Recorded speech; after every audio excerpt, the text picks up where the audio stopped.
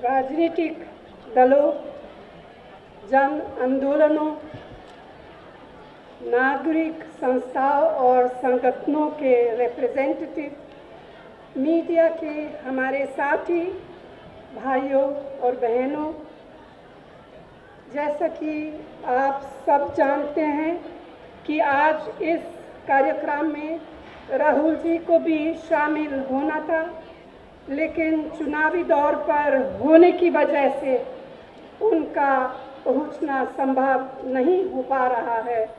इसके लिए उन्होंने अपनी तरफ से मुझे अफसोस जाहिर करने का अनुरोध किया। मुझे गर्व है कि आज जन सरोकार एजेंडा 2019 को जारी किए जाने के अवसर पर आप सबके बीच यहाँ मौजूद हूँ। कुछ साल पहले हम ये सोच भी नहीं सकते थे कि हमें ऐसे हालात में यहाँ इकट्ठा होना पड़ेगा। पिछले कुछ वक्त से हमारे देश की मूल आत्मा को एक सोची समझी साजिश करके जिस तरह कुचला जा रहा है, वह हम सभी के लिए बेहद चिंता की बात है। जिन संस्थाओं ने हमें बुलंदियों तक पहुंचाया, उन सभी को जानबूझकर करीब करीब ख़त्म कर दिया गया है। 65 साल में बड़ी मेहनत से तैयार किए गए जन कल्याण के बुनियादी ढांचे और सर्व समावेशी ताने बाने को वर्तमान सरकार ने पूरी तरह नष्ट करने में कोई कसर बाकी नहीं रखी। आज हमें देशभक्ति की नई परिभाषा सिखाई जा रही है। विविधता को अस्वीकार करने वालों को देशभक्त बताया जा रहा है। जाति, धर्म और विचारधारा के आधार पर अपने ही नागरिकों से भेदभाव को उचित ठहराया जा रहा है। हमसे उम्मीद की जा रही है कि खान पान, पहनावे, भाषा और अभिव्यक्ति की आज़ादी के मामले में कुछ लोगों की मनमानी हम बर्दाश्त करें। वर्तमान सरकार असहमति का सम्मान करने को बिल्कुल राजी नहीं है। जब अपनी आस्था पर टिके रहने की वजह से लोगों पर हमले होते हैं, तो सरकार क्या करती है? सरकार अपना मुंह फेर लेती है।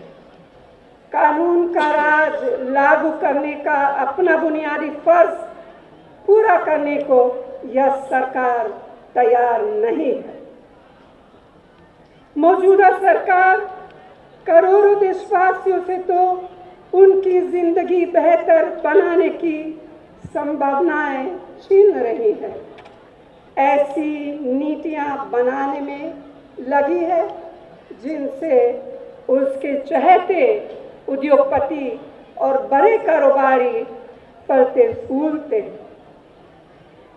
हमें पूरी हिम्मत के साथ इसका विरोध करना होगा। भारत को एक ऐसी सरकार की जरूरत है जो देश के सभी नागरिकों के प्रति उत्तरदायी हो, जो अपने संकल्पों के प्रति गंभीर और अपने कामकाज में निष्पक्ष हो। हमें अपने संविधान की समावेशी, सेक्युलर और उदार भावना को फिर से बहाल करना है। संविधान में जिस बुनियादी स्वतंत्रता और अधिकारों की गारंटी है, उन्हें फिर से स्थापित करना होगा। एक एक व्यक्ति की सुरक्षा और गरिमा फिर से सुनिश्चित करनी होगी।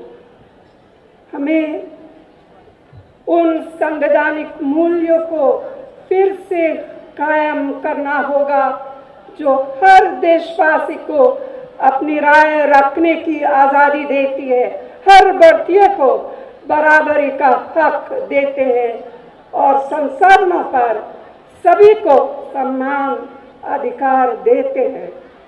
आज हम किसी को यह हक छीनने की इजाज़त नहीं दे सकते हैं।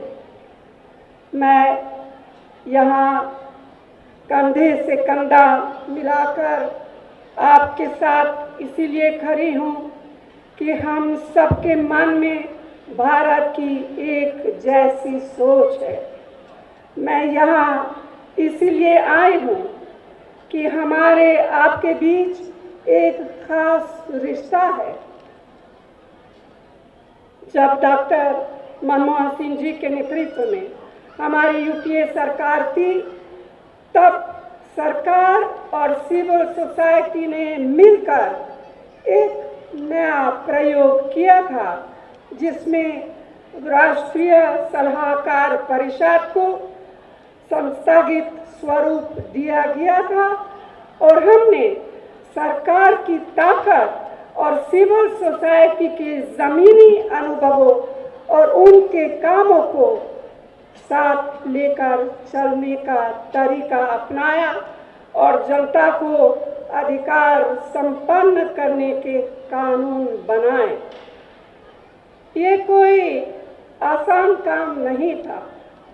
सरकारी व्यवस्था की सीमाओं और पारंपरिक तौर तरीकों के कारण बहुत सी चुनौतियां आई, लेकिन सिविल सोसाइटी के सहयोग से कैबिनेट और कार्यपालिका में तालमेल बनाए रख सके और ऐसी नीतियां बनी जिनसे करोड़ों देशवासियों के सपनों और उम्मीदों को साकार करने में मदद मिली।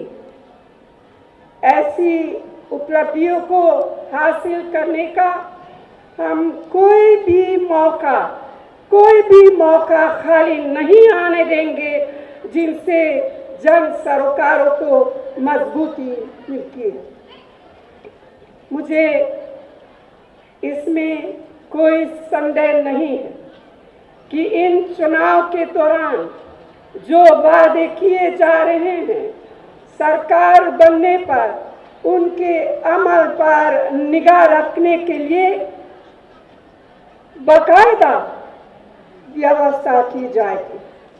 भारत को एक ऐसा देश बनाने की दिशा में कदम उठाएंगे जहां वादों का सम्मान होता है, जहां सरकार जो कहती है वो करती है। सरकार की जुबान में वजन होना चाहिए।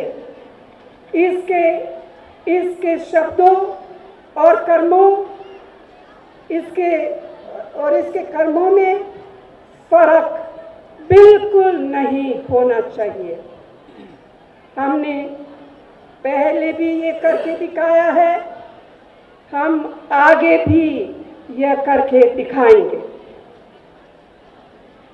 आज के इस महत्वपूर्ण अवसर पर मुझे जवाहरलाल नेहरू जी की कहीं वह बात याद आती है जिनमें उन्होंने ये भावना व्यक्त की थी कि भविष्य का निर्माण करते हुए सुविधा या आराम के लिए कोई जगह नहीं होती है, बल्कि अपने संकल्पों को पूरा करने के लिए बिना थके मेहनत करनी होती है।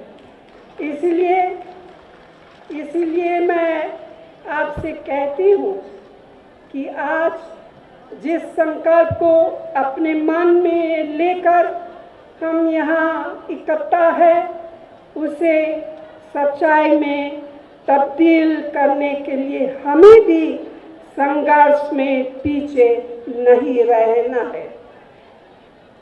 इन्हीं शब्दों के साथ आप सबको बहुत बहुत धन्यवाद, दिल से धन्यवाद। जय हिंद।